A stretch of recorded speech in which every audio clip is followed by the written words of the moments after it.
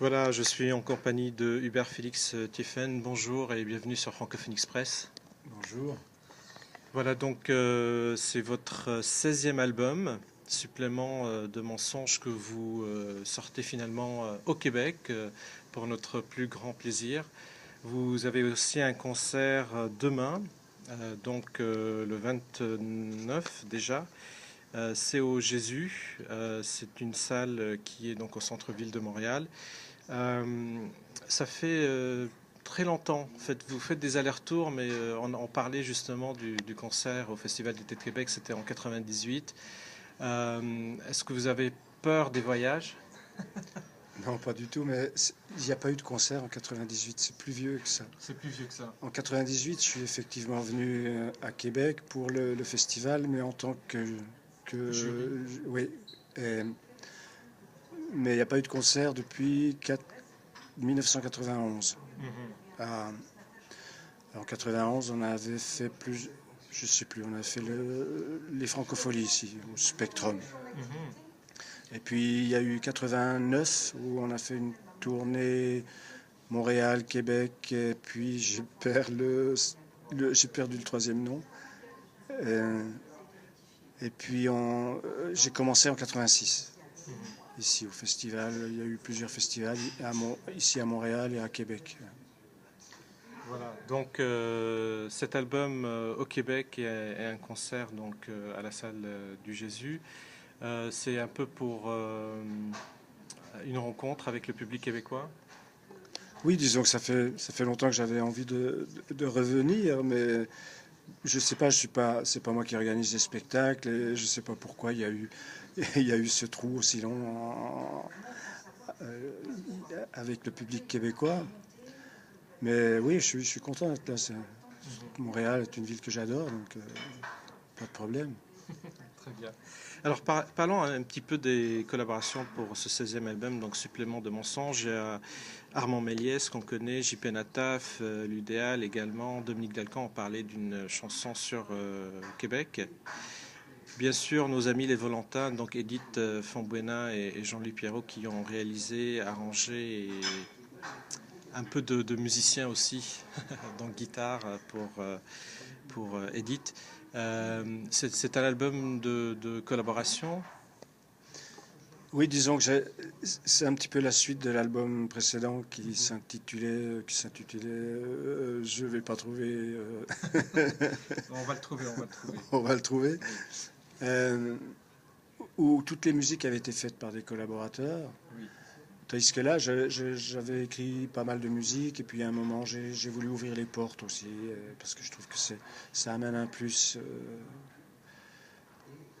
Scandale mélancolique en 2005. Scandale mélancolique, avec Philippe Paradis comme Oui, réalisateur. Ouais. voilà. Donc le choix de vous entourer avec ces musiciens, comment ça se passe? Bah, disons que il y a une forme de casting. C'est pas moi qui l'ai organisé sur cet album, mais disons qu'on envoie le- un texte à plusieurs compositeurs et puis ensuite moi je regarde euh, quelle version. C'est pas une question de savoir quel est le meilleur, c'est pas ça, c'est de savoir lequel je vais pouvoir m'approprier. Enfin, Mhm. quelles sont les musiques qui m'apparaissent le plus justifiées par rapport au texte et que je vais pouvoir m'approprier vraiment. Qui vous colle aussi. C'est ça, parce que l'idée de jouer avec de, de faire de faire des musiques par d'autres compositeurs, ça m'est venu pendant une tournée que j'ai faite en 2004, qui s'appelait En solitaire, Mhm. et où j'avais fait pas mal de reprises, notamment de gens comme Ferré ou Brel ou même Brassens. Mhm. Et les plus jeunes qui connaissaient pas ces chansons pensaient que c'était les miennes, parce que j'avais amené des arrangements particuliers à la guitare, j'avais bousculé certaines choses, je me les étais appropriées. Et ça m'avait intéressé, ça m'avait beaucoup amusé Mhm. aussi. J'avais aimé ce genre de travail. J'avais envie de, enfin, ça m'a donné envie de le faire, mais sur des albums, c'est-à-dire en gardant les textes pour moi, parce que j'ai une façon d'écrire qui est quand même Particulière. particulière et qui est mon style, quoi. Oui. Mais de faire travailler les autres, d'autres compositeurs. Donc j'ai fait ça sur, on a dit que ça s'appelait, l'album précédent, le Scandale mélancolique. Oui. Mhm. Sauf, et puis j'avais quand même, comme j'avais composé une musique, j'avais demandé à mon ami Boris Bergman de m'écrire un texte avec plusieurs langues mélangées dessus. Ce qui fait que c'est pour ça que j'ai même chanté du russe. Enfin, il m'a fait chanter enfin, on a fait ça, c'était l'exception de l'album. Tandis que cet album, j'ai voulu faire les deux, quoi. C'est-à-dire, j'ai composé quand même pas mal de titres. Et puis, j'ai ouvert les portes donc à d'autres compositeurs, sachant que ça m'apporte. J'aime bien ce genre de travail, d'échange. Très bien. Alors, toujours des tableaux poétiques truffés d'images fortes, toujours mélancoliques, peut-être un peu quelques brins d'espoir et un peu moins sombre, on peut dire, pour cet album. C'est ce qu'on dit, moi je sais pas, je planifie pas avant l'album en disant je vais le faire plus gai, plus sombre, plus, plus mélancolique. C'est après que je mets le titre généralement, enfin le titre générique j'entends. Il s'est trouvé qu'il y avait beaucoup de titres. J'avais une trentaine de titres pour cet album. Enfin, c'est-à-dire c'est un peu compliqué. En 2007, j'avais commencé un album. En 2007-2008, j'avais pratiquement fait un album qui s'appelait Itinéraire d'un naufragé. Et puis à la suite, j'ai eu un accident, disons que j'ai fait un burn-out qui a fait que j'ai dû arrêter pendant plus d'1 an, enfin 1 an et demi. Oui. Et disons, quand je suis sorti de cette histoire, j'ai pas eu envie de me remettre au travail que j'avais commencé avant.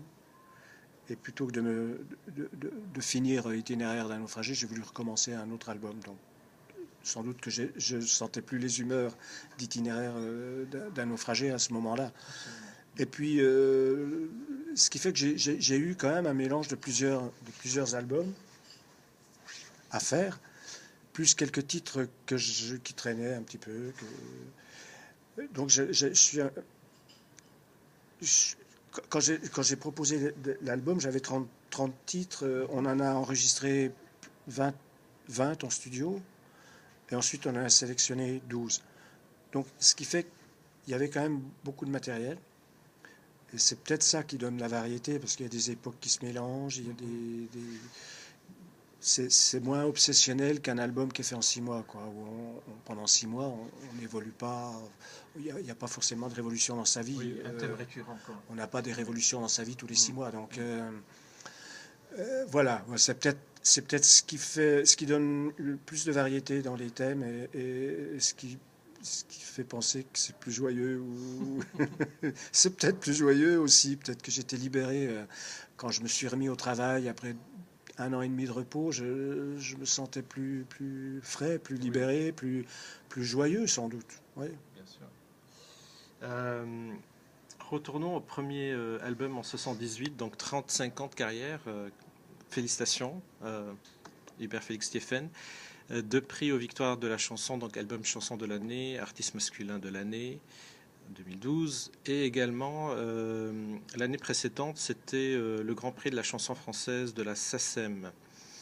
Donc, est-ce que ça vous fait plaisir de recevoir ces prix-là? Disons que ce serait pas très comment dirais-je, honnête de dire que ça donne pas de plaisir. On a tous un ego et quand on flatte l'ego, ben ça nous sent pas mal quand même. Hein.